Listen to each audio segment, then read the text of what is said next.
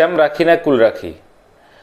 বাংলাদেশের অন্তর্বর্তী সরকারের প্রধান উপদেষ্টা ডক্টর মোহাম্মদ ইউনূসের অবস্থা অনেকটা এমনটাই হয়েছে।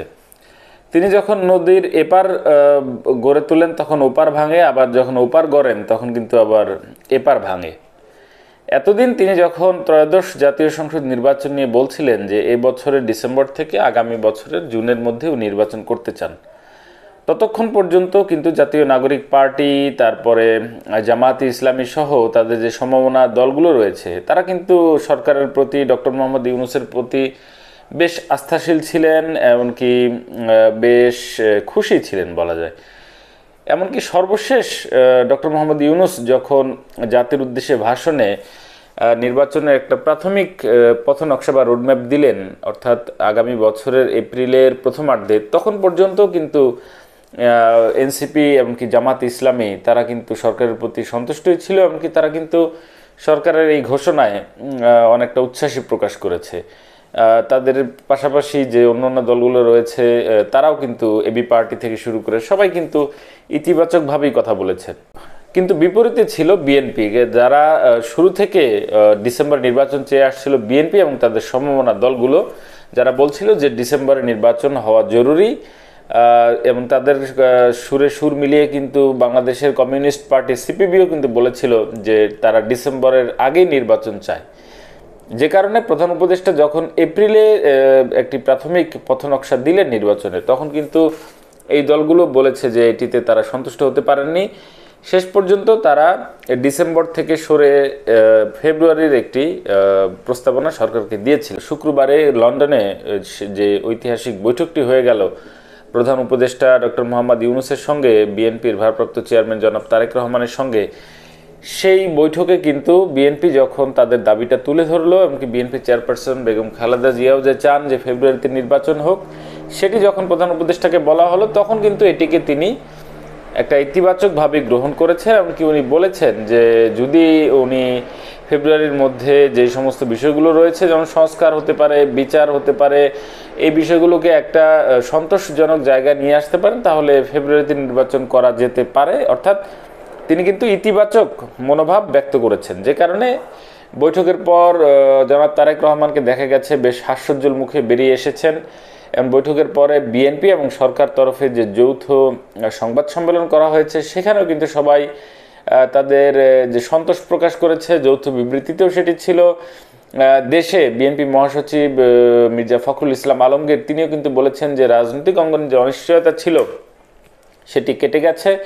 অর্থাৎ বিএনপি কিন্তু এখন খুশি যে সরকার তাদেরকে যে কথাটা দিয়েছে যে ফেব্রুয়ারির মধ্যে নির্বাচন হতে পারে, এমনকি এটি অনেকটি বলাই যায় যে সরকার এপ্রিল থেকে সরে আসতেছে।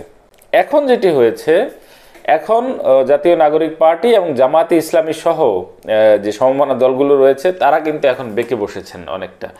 তারা এখন বলতেছেন যে তড়িঘড়ি করে নির্বাচন দেয়া হলে জুলাই আগস্ট গণঅভ্যুত্থানের যে মূল চেতনা, এমনকি ওই অভ্যুত্থানে যে হত্যাকাণ্ডগুলো সংঘটিত হয়েছে বা যতগুলো মানুষ প্রাণ দিয়েছে, পঙ্গু হয়েছে, হাত পা হারিয়েছে, চোখ হারিয়েছে, সেই মানুষগুলোর বিচার, আসলে সেই মানুষগুলোর সাথে যে অন্যায় হয়েছে সেই অন্যায়ের বিচারটা আসলে আর হবে না।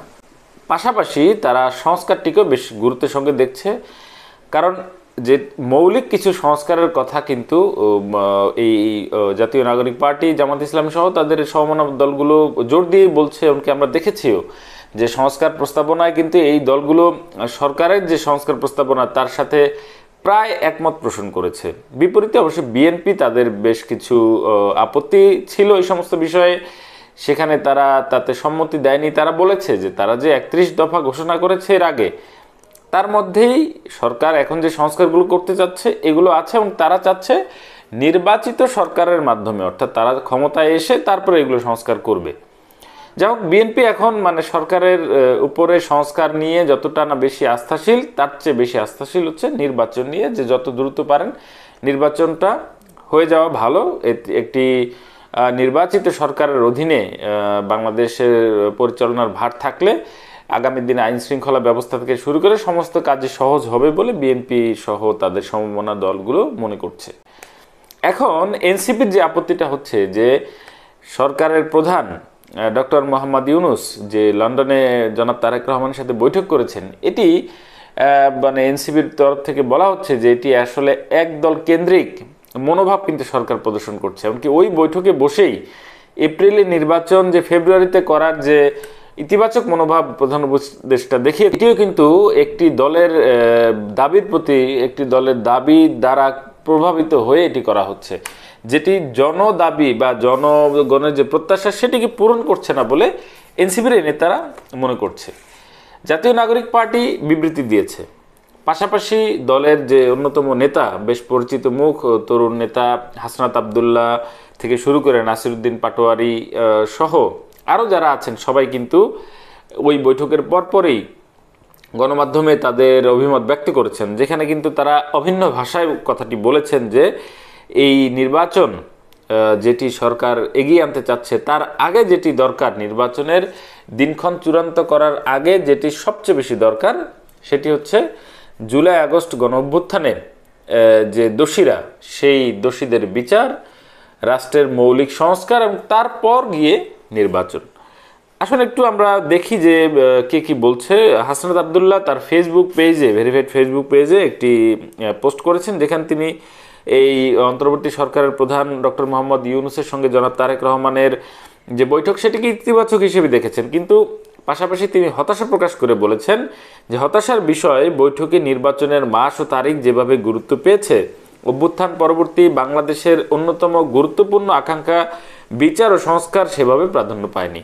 এই সরকার শুধুমাত্র নির্বাচন দেওয়ার জন্য তত্ত্বাবধায়ক সরকারের কোনো রূপ নয়, বরং এটি অভ্যুত্থানের উপর দাঁড়িয়ে, দেশের মানুষের অসংখ্য ত্যাগের উপর দাঁড়িয়ে জনগণের আশা আকাঙ্ক্ষার কাছে দায়বদ্ধ একটি অন্তর্বর্তীকালীন সরকার। এখানে পূর্ব শর্ত হিসেবে হাসনাত আবদুল্লাহ যেটি বলেছেন যে জুলাই মাসের মধ্যে জুলাই ঘোষণাপত্র ও জুলাই সনদ, মৌলিক সংস্কার, দৃশ্যমান বিচার এবং কি নির্বাচন কেন্দ্রিক প্রয়োজনীয় সংস্কার সাধন নির্বাচনের পূর্ব শর্ত।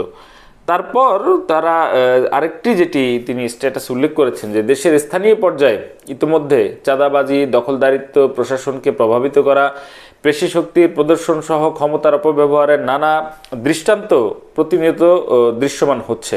এই অবস্থায় অন্তর্বর্তীকালীন সরকারের অন্যতম বড় চ্যালেঞ্জ নির্বাচনের জন্য লেভেল প্লেইং ফিল্ড তৈরি করা, যেটা নির্বাচনের অন্যতম আরেকটি পূর্বশর্ত। অর্থাৎ নির্বাচন যে সরকার করতে চাচ্ছে তার আগে লেভেল প্লেইং ফিল্ডের বিষয়টিকে নিশ্চিত করতে হবে। অর্থাৎ এনসিপির এই নেতা মনে করছে এখন পর্যন্ত কিন্তু বাংলাদেশের নির্বাচনের জন্য লেভেল প্লেইং ফিল্ড নেই। কিভাবে একই স্ট্যাটাসই তারা আসলে সবাই মিলে দিয়েছেন তাদের ফেসবুক পেজ থেকে, বিভিন্ন সময় সামান্য কিছু হয়তো নিজের মতো করে কিছুটা ভাষা পরিবর্তন করার চেষ্টা করেছেন। নাসিরউদ্দিন পাটোয়ারি তার স্ট্যাটাসে উনি কিন্তু ঠিক একইভাবে এই দখলদারিত্ব, চাঁদাবাজি, এই সমস্ত বিষয়গুলো উল্লেখ করেছেন, জুলাই ঘোষণাপত্র, সনদ, এগুলোকে তিনিও কিন্তু উল্লেখ করেছেন। তিনি বলেছেন যে এটি যদি নির্বাচন যদি এপ্রিল হোক কিংবা ফেব্রুয়ারিতে হোক, যেটাই হোক না কেন, তার চেয়ে মুখ্য বিষয় হচ্ছে নির্বাচনের পূর্বে জুলাই সনদ, দৃশ্যমান বিচার, মৌলিক সংস্কারগুলো হচ্ছে কিনা সেটি দেখা। জাতীয় নাগরিক পার্টি এনসিপি কিন্তু একটা অফিসিয়াল বিবৃতিও দিয়েছে, সেখানে তারা বলেছে যে বিচারের রোডম্যাপ ঘোষণার পরই নির্বাচন সংক্রান্ত আলোচনা চূড়ান্ত হওয়া উচিত। অর্থাৎ এখানেও কিন্তু তারা সেই একই কথাই বলছে, এমনকি সেই হতাশার সুরই কিন্তু এখানে উল্লেখ করা হয়েছে। বৈঠকের কথা বলা হয়েছে যে আলোচনায় গুরুত্ব পেয়েছে নির্বাচনের বিষয়টি, গণ অভ্যুত্থানের পর যে বিচার সংস্কার যে দাবি, এগুলো গুরুত্ব পায়নি। এই বিবৃতিটি পাঠানো হয়েছে এনসিপির যুগ্ম সদস্য সচিব দপ্তরের সালেউদ্দিন সিফাত স্বাক্ষরিত। এছাড়াও কিন্তু আপনি আরেকটা বিষয় এখানে উল্লেখ করা যায়, সেটি হচ্ছে নাসিরউদ্দিন পাটোয়ারি গণমাধ্যমের সাথে যখন কথা বলেছেন তখন তিনি বলেছেন যে যদি সরকার এই জনগণের প্রত্যাশা পূরণে ব্যর্থ হয় কোনো কারণে, তাহলে আবারও তারা জনগণকে নিয়ে রাজপথে আন্দোলনে নামবেন। তারা যেই বাংলাদেশ গড়তে চান, যে সংস্কার দিয়ে বাংলাদেশের রাষ্ট্র ব্যবস্থায় যে পরিবর্তন আনতে চান, যে ভবিষ্যতে যেন কোনো ফ্যাসিজম কিংবা আর কেউ অতীতের মতো ফ্যাসিস্ট হয়ে উঠতে না পারে, সেই পথ রুদ্ধ করার জন্য তাদের যে দাবি, সেটির জন্য তারা আবারও রাস্তায় নামতে প্রস্তুত আছেন। এমনকি এই জন্য তারা জনগণকে আহ্বানও জানিয়েছেন। এই নাসিরউদ্দিন পাটোয়ারি তিনি একটি গণমাধ্যমে টেলিভিশনের সঙ্গে কথা বলছিলেন, তখন তিনি কিন্তু এই আহ্বান জানান এবং তখন কিন্তু তার যে কথা বলার যে ধরন ছিল বা বডি ল্যাঙ্গুয়েজ, তা থেকে কিন্তু বোঝা গেছে যে তারা এই বৈঠকে যে সিদ্ধান্তগুলো হয়েছে তার প্রতি খুশি না, বরঞ্চ তারা বিকল্প, অর্থাৎ এর জন্য যদি তাদের রাজপথে নামতে হয়, এই তাদের দাবি আদায়, জুলাই সনদ, সংস্কার, নির্বাচন, বিচার, এই জন্য তারা এটাও করবেন। এবার আসুন সর্বশেষ আমরা যেটি একটু দেখতে চাই সেটি হচ্ছে জামাত এটি নিয়ে কি বলছে। জামাত এখনো মানে কিন্তু ধরিনে মাছ না সুই পানি অবস্থার মধ্যে আছে। জামাত এখনো রাজনৈতিকভাবে বা সাংগঠনিকভাবে কোনো ধরনের প্রতিক্রিয়া কিন্তু এই বৈঠকের পরে গণমাধ্যমে দেয়নি, কোনো বিবৃতিও দেয়নি। কিন্তু জামাতের যিনি কেন্দ্রীয় সেক্রেটারি জেনারেল রয়েছেন, তিনি একটি কথা বলেছেন আজকে একটি অনুষ্ঠানে। উনি বক্তব্য করছিলেন, মিয়া গোলাম পরওয়ার। উনি বলেছেন যে খুব তাড়াহুড়া করে যদি নির্বাচন করতে গেলে সরকার বিচার ও সংস্কারের কাজটা উল্লেখযোগ্যভাবে দৃশ্যমান করতে না পারে, তাহলে কিন্তু আমাদের স্বপ্নের বাংলাদেশ বিনির্মাণ করা হবে না। এটা তার বক্তব্য।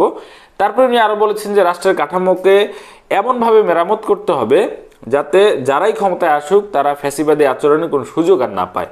তিনি আরও বলেন, গুরুত্বপূর্ণ সংস্কার ছাড়া যদি কোনো দল ক্ষমতায় আসে, যতই ওয়াদা করুক না কেন, দলীয় স্বার্থের ঊর্ধ্বে উঠে তারা এই সংস্কার করতে পারবে না। অর্থাৎ জামাতের বক্তব্য আমরা এখনো না পেলেও জামাতের এই শীর্ষ নেতার বক্তব্য থেকে কিন্তু স্পষ্ট হচ্ছে যে জামাতও বিএনপির এই যে দাবি সরকার মানতে যাচ্ছে বা মেনে নিয়েছে প্রায়, এটির সাথে একমত হতে পারছে না। তাহলে এখন কি দাঁড়াচ্ছে? সরকারের সামনে এখন বড় চ্যালেঞ্জ যেটি হচ্ছে সব দলকে ঐক্যমতের প্ল্যাটফর্ম বা একই ছাতার নিচে নিয়ে আসা। এটি কিন্তু সরকার ব্যর্থ হচ্ছে। এতদিন আমরা দেখলাম যে সরকার যখন এনসিপিএম জামাতের মানে মনোরঞ্জন করতে সক্ষম হয়েছে তখন বিএনপি নাখোশ, এখন যখন বিএনপির সঙ্গে সরকারের দূরত্বটা কমে এসেছে তখন কিন্তু আবার এই দলগুলো নাখোশ। তার মানে আগামী জাতীয় সংসদ নির্বাচনে কি হতে যাচ্ছে? এই যে বিএনপি শীর্ষ নেতারা, সরকারের শীর্ষ কর্তা ব্যক্তিরা যেটি বললেন যে বাংলাদেশে রাজনৈতিক সংকট, অনিশ্চয়তা সব কেটে গেছে, এটি কি ঠিক? আসলে তারা কি আসলে সবকিছু জেনে বুঝে বলেছেন? তারা কি সব দলের সাথে কথা বলে সবার মতামত নিয়ে এটি বললেন? আমি তো মনে করি যে সরকারের সবচেয়ে বড় চ্যালেঞ্জ যেটি হবে সেটি হচ্ছে একটি গ্রহণযোগ্য নিরপেক্ষ নির্বাচন দেয়া, যেই নির্বাচনের পরে অতীতের মতো কোনো অভিযোগ উঠবে না কারচুপির, অতীতের মতো কোনো অভিযোগ উঠবে না প্রভাব বিস্তারের, অতীতের মতো কোনো অভিযোগ উঠবে না সরকারের হস্তক্ষেপের। সেটি কি আসলে এই সরকার পারবে? ডক্টর মোহাম্মদ ইউনূস উনি কিন্তু লন্ডন সফরে বলেছেন যে ইতিহাসে একটা বলা যায় যে অভূতপূর্ব এক নির্বাচন বা খুবই ভালো একটা নির্বাচন উনি দিতে চান। কিন্তু এই যখন রাজনৈতিক অবস্থা তখন কি তিনি তার ওয়াদা রাখতে পারবেন? পাশাপাশি সর্বশেষ যে প্রশ্নটি রেখে আমি আজকের আলোচনা শেষ করতে চাচ্ছি সেটা হচ্ছে আওয়ামী লীগ এখন পর্যন্ত যেটি বোঝা যাচ্ছে যে তাদের বিচার নির্বাচনের আগে শেষ হয়তো নাও হতে পারে। সেক্ষেত্রে ধরেই নিচ্ছে আওয়ামী লীগ ভোটে আসবে না। তাহলে এত বড় একটি রাজনৈতিক দলকে আপনি ভোটের প্ল্যাটফর্ম থেকে বাইরে রেখে যে নির্বাচন করবেন সেটির গ্রহণযোগ্যতা আন্তর্জাতিকভাবে কতটুকু হবে? সব রাজনৈতিক দলের মনোরঞ্জন করে কিংবা সব রাজনৈতিক দলের আকাঙ্ক্ষা বা প্রত্যাশা পূরণ করে একটি নির্বাচন করা কিন্তু খুব সহজ কাজ নয়। বাংলা একটি কথা আছে, শেষ ভালো যার সব ভালো তার। ডক্টর মোহাম্মদ ইউনূস উনি শান্তিতে নোবেল পেয়েছেন। বাংলাদেশে শান্তি ফেরানোর জন্যই গণ অভ্যুত্থানের পরে ছাত্র জনতা হয়তো তার উপর আস্থা রেখেছে, কিন্তু তিনি এই পদে বসে তার ব্যক্তি ইমেজও কিন্তু এই পদে বসে তিনি অনেকটাই ক্ষুণ্ণ করেছেন বা হয়েছে এই বাংলাদেশের একটি রাজনৈতিক স্থিতিশীলতা ফেরাতে গিয়ে। আমি জানি না ভবিষ্যতে কি হবে, তবে এটি কিন্তু নিশ্চিত বাংলাদেশের রাজনীতির অনিশ্চয়তা কিংবা সংকট কাটেনি, বরং আরও বেশি ঘনীভূত হতে পারে। আজ এ পর্যন্তই, সবাই ভালো থাকবেন।